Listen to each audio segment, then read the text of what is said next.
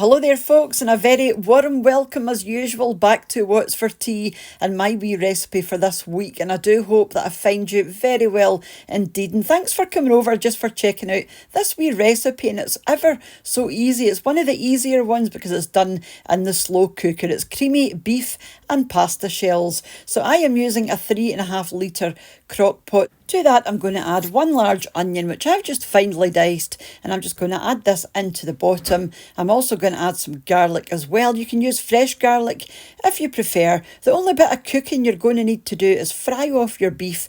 Whenever I add beef to a slow cooker, I like just to fry it off first because, it just helps give it a lot more flavour and a wee bit more colour as well. And it doesn't really take you long. It'll only take you a few minutes. We're just looking to get this browned all over, and any liquid that's in your pan, you want that to disappear because, again, it's going to give you bags more flavour. And just throw that in with your onion and your garlic, and that's the only bit of cooking you're going to have to do aside from the slow cooking itself. So just give this a wee stir together just to make sure things are nicely combined at the bottom. There's not one thing lying at the bottom. And then to this, I'm going to add a wee dash of salt and pepper and some herbs as well. You can add whatever you like to this. And again, just give it a wee stir around. And I'm going to add some stock to this. So I'm going to add my beef stock. I am using beef oxo cubes, but again, use whatever stock you prefer. You can use vegetable stock if you prefer. I just think beef stock works well because obviously we're using beef. And I'm also going to throw in a jar of pasta sauce. You can make your own sauce if you like, but I just find this kind of thing, really easy, and it saves you having to do a sauce from scratch where you might need 101 different ingredients. So it's just so much quicker, and that's what we're looking for if we're doing a slow cooker recipe. I'm also going to throw in a can of chopped tomatoes as well, and then just give this a good stir through, and that is your sauce done. But you want to let this cook on high for about 3 hours. We're going to come back and add the rest of the ingredients then. So we've got the pasta shells, we've got some mozzarella, we've got some Parmesan cheese, and also some cream. So it's going to be lovely and creamy and cheesy and just wonderful. So this was me 3 hours later. Just give this a wee stir.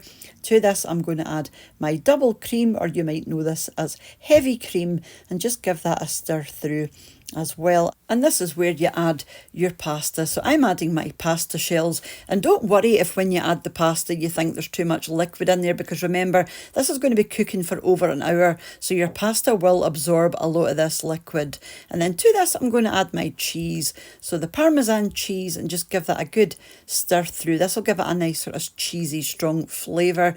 And then for that nice stringy cheese pool, we're going to add some mozzarella cheese as well. And again, just give this a good stir through just to make sure everything is well combined, and then you're ready to move on. The last thing I'm going to do is give my slow cooker a wee clean on the inside because I'm like that.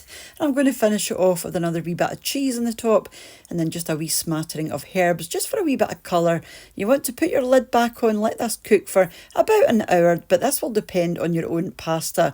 Mine took about an hour and 5 minutes just to make sure your pasta is nice and soft. So yeah, this was me just at the end. Like I said, it's quite bolognese, this one. It's really tasty, and it takes no effort at all. And this will do 4 or 5 people, or possibly 6 people, depending on how many you're making this for, and obviously how big your portions are. This is lovely on its own. It's very hearty, very filling, but if you're anything like us, you will like a wee bit of garlic bread on the side, or even a wee bit of salad, something to lighten it up a wee bit, because it is quite heavy, but like I said, really delicious. So do let me know if you're planning and giving this one a go. It is one of the easier ones because I do like to throw in some easy ones as well, just for the people that don't like to use 1,000,001 different ingredients, and it's very family friendly. So thank you so much for watching, and a huge thank you as usual to the supporters of the channel over on my Patreon page,